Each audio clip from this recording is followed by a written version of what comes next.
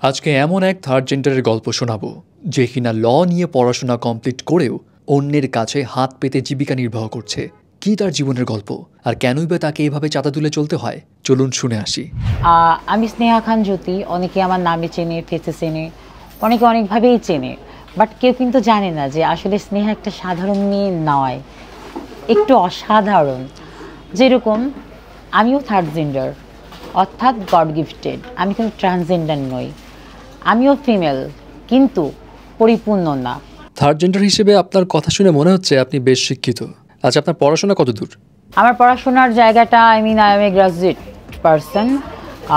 আমি school, college, university সব কিছু শেষ করেই এখন যেখানে আছি এই অবস্থানটা হয়েছে আমার কমিউনিটির মাধ্যমে।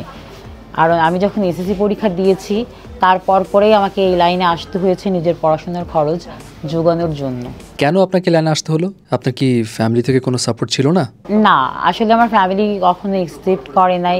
তারা, আমি যখন জন্ম হয় আমার একটা সাধারণ মেয়ের মতো জন্ম হয়েছিল। আমার বয়সন্ধিকালে যখন আমার বয়সন্ধিক্ষণ আসেনি, তখন আস্তে আস্তে নানা গুঞ্জন চলে আসে আশপাশ থেকে, এবং গুঞ্জন আসার পর থেকে ফ্যামিলি আস্তে আস্তে তিতা হয়ে যায় এবং আমার থেকে তারা মুখ ফিরিয়ে নেয়। একটা সময় সুইসাইড করার কথা ভেবেছিলাম, বাট মায়ের মুখটা সামনে চলে আসায় করতে পারেনি।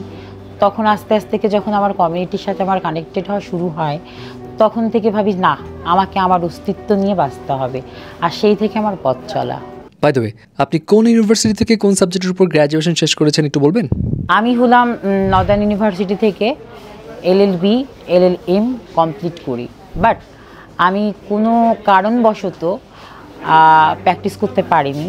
আমার একটাই কারণ, ওই যে আমার সত্তা। আমাকে নেতিবাচক চোখে দেখলেও অনেকে ইতিবাচক চোখে দেখে না। অনেকে পেছন থেকে ট্রল করে, অনেকে অনেক কিছু বলে। সেই ক্ষেত্রে আমি যেরকম ছিলাম, যেরকম আছি, সেরকমভাবেই চলতেছি আমার কমিউনিটির সাথে তালে তাল মিলিয়ে। আচ্ছা, আমাকে সংক্ষেপে বলবেন আপনার জীবনে কি কখনো ভালোবাসা এসেছিল? যদি এসে থাকে তাহলে সিচুয়েশনটা কি হয়েছিল? হ্যাঁ, এসেছিল। কোনো এক স্বনামধন্য মানুষের সাথেই আমার মানে প্রথম পরিণয় শুরু হয়। তো আস্তে আস্তে 2 ইয়ার্স যখন চলে, তো যখন সে আমাকে বিয়ের প্রপোজাল করে, তখন আমি ডিরেক্ট না করি তাকে।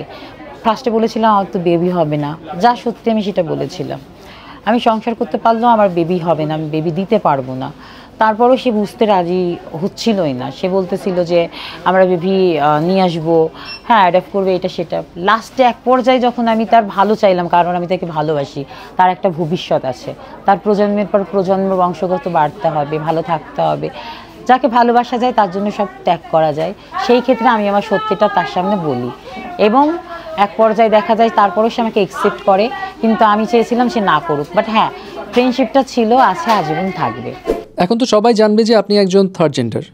সো আমার প্রশ্ন হলো, এতদিন আপনি এই পরিচয়টা লুকিয়ে রেখেছিলেন কেন? কোনো ভয়ে? আমি লুকিয়ে রেখেছিলাম সমাজের ভয়ে। ভার্চুয়াল জগতে এখন তো অনেক কিছুই অনেকে করে বা বলে। তো সেই ক্ষেত্রে আমার অনেক ফ্রেন্ড সার্কেল আছে যাদের সাথে আমার 12 বছরের সম্পর্ক, 15 বছরের সম্পর্ক, কিন্তু তারা আজও জানে না যে আসলে স্নেহা কে। অনেকে আমাকে ভালোবাসে, পছন্দও করে, হ্যাঁ, কিন্তু আমি তো তাদের প্রপোজাল বা তাদের সব কিছুতে অ্যাকসেপ্ট করতে পারছি না, কারণ আমার মধ্যে তো দ্বিধাদ্বন্দ্বতা থেকেই যায়। তো সেই সুবাদে আজকে আমি স্টার গল্পের মাধ্যমে সবটা খোলসা করলাম। যদি অনেকে হয়তো কিছু চোখে নেবে আমি জানি না, বাট আমি আশা করি ভালো চোখে নেওয়া ভালো। আর মানুষ আল্লাহ সৃষ্টি, সব কিছুর পরে আমি একজন মানুষ। আচ্ছা, এখানে আমি একটা কথা বলতে চাই। পড়াশোনা শেষ করেও আপনি যে এই লাইনে এসছেন, আপনার এই ইন্টারভিউতে যাওয়ার পর অনেকে কিন্তু এটাও বলতে পারে থার্ড জেন্ডার হিসেবে আপনি এখানে আছেন কারণ মানুষের থেকে চেয়ে খাওয়াটা সোজা, এবং আপনি ইচ্ছে করে অন্য কিছু করতে চান না। এটা নিয়ে আপনি কি বলবেন? আমি এটা আসলে অনেকভাবে নিতে পারে, সেটা তার ব্যক্তিগত বোঝার জায়গা থেকে সে বুঝতে পারে বা বুঝতে পারবে। সুযোগ দেওয়া হোক, আমাকে সমাজের 8-10টা মেয়ের মতো স্বীকৃতি দেওয়া হোক, আমি অবশ্যই তাদের সাথে কাঁধে কাঁধ মিলিয়ে কাজ করতে পারি এবং সামনে এগিয়ে যেতে পারি। কিন্তু সেই সুযোগটা, সেই প্ল্যাটফর্মটা তো আমাদেরকে এখন দেওয়া হচ্ছে না। অনেকভাবে অনেক প্ল্যাটফর্মে কাজ করতেছে, কেউ মডেলিংয়ে, কেউ র্যাম্পে, কেউ ডাক্তারি করতেছে, বা কেউ অনেক পেশার সাথে জড়িত রয়েছে এখন। কারণ 2013 সালে মাননীয় প্রধানমন্ত্রী, আমাদের দেশরত্ন ম্যাডাম শেখ হাসিনা আমাদেরকে স্বীকৃতি দিয়েছিলেন তৃতীয় লিঙ্গের।